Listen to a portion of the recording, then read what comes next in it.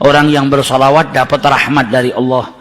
Orang yang bersolawat kelak tempatnya paling dekat dengan Rasulullah nanti di hari kiamat. Orang yang banyak bersolawat akan mendapatkan syafaat daripada Rasulullah Sallallahu Alaihi Wasallam. Orang yang memperbanyak solawat, hajat-hajatnya dikabulkan. Kalau kesusahan diberikan jalan keluar sama Allah. Berkatnya solawat. Berkatnya solawat itu macam-macam. Yuqdhal hawaij, dia punya hajat yang banyak. Kalau dia perbanyak solawat kepada Rasulullah, hajat-hajatnya dikabulkan oleh Allah Subhanahu Wa Taala. Sehingga dalam hadisnya banyak Nabi mengucap aktsiru, perbanyaklah solawat. Yang paling dekat dengan kau kelak di hari kiamat adalah yang paling banyak bersolawat saat di dunia. Para ulama menjelaskan al-iktsar, memperbanyak solawat itu paling sedikit dari kategori perbanyaklah solawat. Minimal kau baca 300 kali solawat dalam sehari semalam, jangan kurang, supaya bisa masuk dalam kategori orang yang memperbanyak solawat kepada Rasulullah Sallallahu Alaihi Wasallam. Apalagi di zaman-zaman seperti ini kita sudah harus lebih banyak bersolawat, dan solawat itu zikir. Al-Imam Abdullah bin Abi Haddad mengatakan Allah itu tahu manusia itu gampang bosenan. Makanya Allah Subhanahu Wa Taala memberikan ketaatan itu macam-macam bentuknya. Zikir pun macam-macam. Ada astaghfirullah, ada kalimat tauhid la ilaha illallah, ada tasbih, ada tahmid, ada solawat. Karena manusia itu punya tabiah bosen, malal. Kalau zikir itu cuma satu, ditakutkan dia nanti sumpek, bosen. Kalau bosen, akhirnya dia nggak memperbanyak. Tapi ketika ada banyak macam ketaatan, engkau bisa taat dengan sholat, engkau bisa taat dengan berzikir, engkau bisa taat dengan Allah Subhanahu Wa Taala dengan bersedekah. Macam-macam taat, macam-macam zikir ini menjadikan supaya kita tidak putus untuk ingat kepada Allah Subhanahu Wa Taala. Jangan sampai bosen. Pada dasarnya manusia itu cepat bosan, tapi bukan berarti terus saya bosan dengan istighfar, saya tak ganti ini. Jangan gantinya kita karena bosan, tapi diselang-seling supaya kebosanan tadi tidak timbul. Nah, salah satu yang harus kita perbanyak nanti di bulan Rabiul Awal, bahkan di hari-hari lainnya kalau bisa, yaitu sholawat kepada Rasulullah Sallallahu Alaihi Wasallam. Khususnya di zaman fitnah seperti ini, kita butuh banyak sholawat supaya dapat rahmat dari Allah Subhanahu Wa Taala, supaya kita diberi keselamatan oleh Allah Subhanahu Wa Taala, dan manfaatnya sholawat banyak sekali. Sehingga diceritakan dulu ada satu orang punya utang 500 dinar. Dia punya utang banyak sama orang, kemudian datang waktunya semua pada nagih, maka dia kebingungan, nggak punya uang. Akhirnya dia pergi ke salah seorang saudagar, dia pinjam uang 500 dinar. Diberikan sama saudagar tadi. Sebelum diberikan ditanya, kapan mau kau kembalikan uang ini? Maka dia berkata, insya Allah di tanggal sekian saya kembalikan. Uang itu diambil, dia bayarkan hutangnya satu persatu. Selesai dibayarkan tidak tersisa uangnya. Gak ada sisa modal untuk dia putarkan supaya bisa membayar hutangnya yang 500 dinar ini.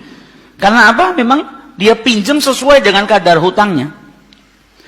Sampai ketika datang waktu jatuh tempo, yang punya uang datang ke rumahnya nagih, mana uang 500 dinar yang kau pinjam? Kau janji hari ini akan melunasinya. Maka dia bilang, demi Allah, sepeser pun saya nggak punya. Saya belum mendapatkan apa-apa untuk saya bayarkan kepada dirimu. Maka yang punya uang nggak mau tahu. Engkau janji tanggal sekian mau kau bayar, sekarang sudah jatuh temponya, maka bayar hutangmu sesuai dengan ucapanmu. Dia bilang, saya nggak punya. Kalau begitu ayo pergi ke Qadhi, pergi ke hakim. Gak benar ini perbuatanmu. Maka yang ngutang tadi dibawa sama yang punya uang ke hakim. Diceritakan perkaranya, ditanya sama hakim, kenapa tidak kau bayar hutangmu? Bukankah engkau berjanji hari ini akan melunasinya? Dia bilang, iya saya berjanji, tapi saya nggak punya uang. Saya bukan pengkhianat, bukan orang yang mau berdusta. Kalau berdusta saya akan bilang saya nggak punya uang. Nggak ada perjanjian di sini, nggak ada bukti. Tapi saya ngaku kalau saya punya utang dan hari ini saya nggak punya uang untuk saya bayarkan. Maka Qadhi berkata, apa? Kalau begitu kau melanggar janjimu, maka engkau harus dihukum, engkau harus dipenjara. Maka yang utang tadi bilang apa? Kalau begitu ya sudah. Kalau memang hukumannya saya harus dipenjara karena saya nggak bayar utang, ya sudah saya terima. Tapi tolong berikan saya waktu 1 hari. saya mau kembali ke rumah saya mau izin dengan istri dan anak-anak saya, besok saya akan kembali ke sini lagi dan masukkan saya ke dalam penjara. Maka sang hakim berkata apa? Bagaimana mungkin saya bisa percaya dengan dirimu? Siapa yang menjamin dirimu? Kalau ada yang menjamin kau bakal kembali ke sini, maka saya lepaskan. Dia bilang, ya Ghadhi, kalau saya niat lari sudah dari kemarin-kemarin saya lari. Kalau saya niat lari saya nggak datang ke sini, maka percayalah saya akan kembali di esok hari. Maka kata Ghadhi, jaminannya apa? Akhirnya lelaki tadi bilang apa? Jaminannya yang menjamin saya adalah Rasulullah Shallallahu Alaihi Wasallam. Maka sang hakim bingung. Maksudmu yang menjamin Rasulullah ini bagaimana? Dibilang, ya hakim, kalau saya besok nggak kembali ke tempat ini, saya bersedia ditolak menjadi umatnya Nabi besar Muhammad Shallallahu Alaihi Wasallam. Ini tidak main-main sumpahnya. Dan ini bukan sembarang orang, memang orang yang soleh. Dia bilang, berikan saya waktu sebentar, saya kembali kepada keluarga saya pamit dengan istri saya, besok saya kembali. Saya bersumpah, dan saya siap dikeluarkan dari umatnya Rasulullah, nggak dianggap sama Rasulullah kalau sampai saya berdusta. Maka si hakim tadi mendengar sumpahnya seperti ini, akhirnya dipercaya kalau begitu kembalilah. Maka dia kembali ke rumah, dia ceritakan kepada istrinya, dia minta izin sama istrinya, suamimu ini mungkin besok di penjara karena nggak bisa bayar utang. Kata istrinya, kalau kau dihukum penjara, terus apa yang bisa membuatmu keluar sekarang ini? Kok tidak langsung di penjara, kok bisa kembali ke rumah? Kata suaminya, karena saya mendapatkan jaminan. Dari siapa? Dari Rasulullah. Dia ceritakan, saya bersumpah kalau saya nggak kembali di esok hari, saya rela tidak dianggap sebagai umatnya Rasulullah SAW. Maka istrinya berkata, selagi engkau ini mendapat jaminan dari Rasulullah, atau kau menjaminkan Rasulullah SAW, maka ayo kita perbanyak sholawat. Semoga Nabi besar Muhammad SAW benar-benar menjamin dirimu. Karena sholawat itu manfaatnya besar. Sholawat ini berkahnya luar biasa. Maka si suami sama si istri kemudian diperbanyak sholawat, membaca sholawat yang sangat banyak sampai mereka akhirnya tertidur.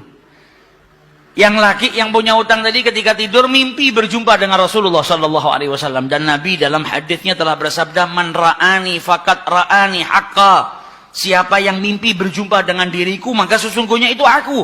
Karena syaitan gak bisa menyerupai Nabi besar Muhammad SAW. Dan orang yang dalam hatinya ada mahabbah, orang yang rindu, orang yang membersihkan dirinya, orang yang memang benar-benar ingin berjumpa dengan Rasul SAW, akan diperjumpakan oleh Allah Subhanahu Wa Taala dalam mimpinya, ataupun dalam keadaan yaqdzatan. Karena Nabi pun menjelaskan ada orang-orang yang bisa melihat Rasulullah SAW dalam keadaan sadar. Sebagaimana dulu diriwayatkan ada seorang santri kepingin ketemu sama Rasulullah, pingin mimpi.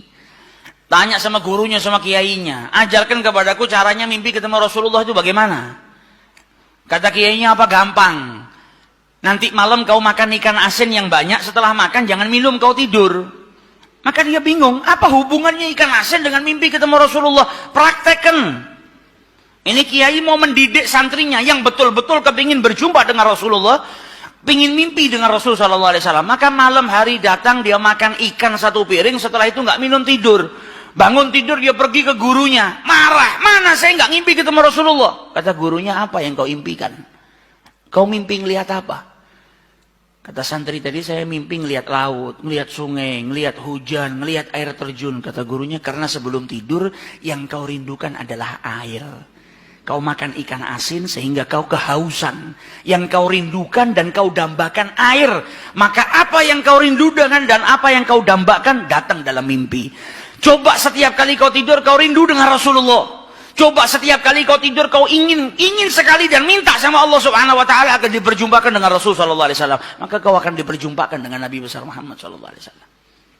Nah, ini yang diajarkan sama para ulama. Ini yang punya utang dari mimpi ketemu Rasulullah Sallallahu Alaihi Wasallam.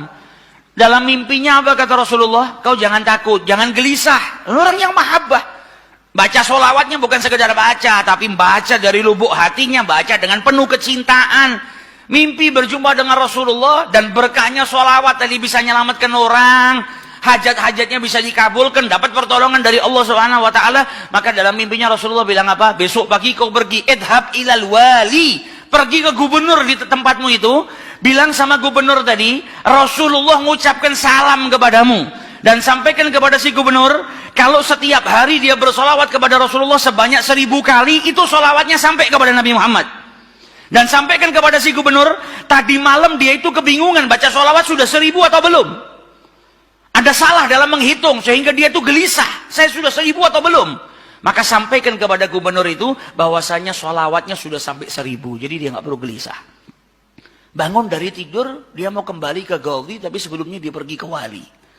Pergi ke gubernur tadi.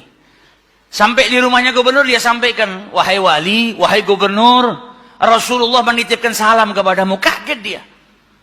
Orang yang selama ini dia solawati, gubernur ini gubernur yang cinta kepada Rasul Sallallahu Alaihi Wasallam. Tiba-tiba ada orang yang datang bawakan salam dari Rasul Sallallahu Alaihi Wasallam. Nabi Muhammad berkata kepadamu, wahai gubernur, solawatmu yang kau baca 1000 kali setiap hari sampai kepada Rasulullah. Dan tadi malam ketika engkau kebingungan solawatmu itu sudah 1000 atau belum, ternyata sudah 1000. Nabi ngabarkan kau jangan takut, jangan gelisah, karena solawatmu seperti biasa, istiqomah kau baca, jumlahnya sudah 1000. Dan Nabi Muhammad minta engkau bantu diri saya untuk melunasi hutang.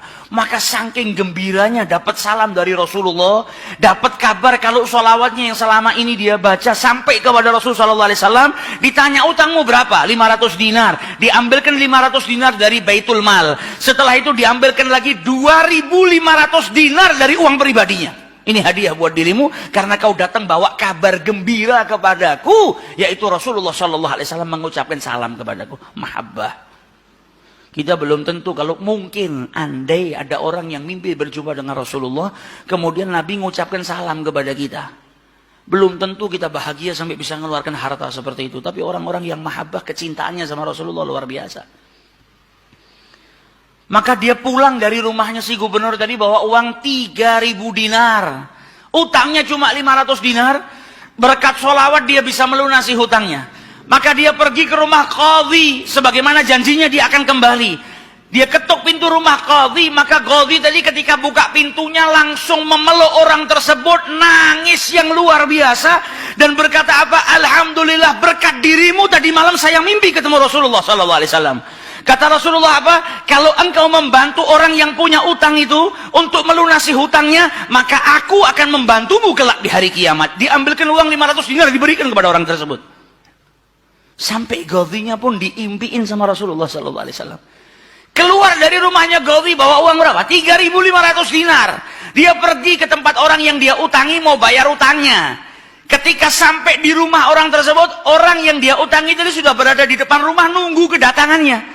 Ketika ini yang punya utang datang langsung dipeluk, dicium, sambil menangis mengucapkan terima kasih berkat dirimu tadi malam saya mimpi ketemu Rasulullah. Kata Rasulullah, kalau kau bebaskan utangnya fulan, kelak kau akan aku bantu, aku berikan syafaat kepadamu di hari kiamat. Utangmu jangan dibayar dan ini ada hadiah untukmu 500 dinar. Berangkat dari rumah punya utang 500 dinar. Berkat mimpi berjumpa dengan Rasulullah, utangnya terlunaskan dan ada tambahan 4.000 dinar. Berkat apa? Berkat sholawat yang dibaca kepada Rasulullah SAW. Jadi kita kalau baca sholawat ini bukan hanya berkahnya nanti di akhirat, bukan hanya nanti kita dapat syafaatnya Nabi, bukan hanya nanti kita dapat tempat yang dekat dengan Rasulullah SAW.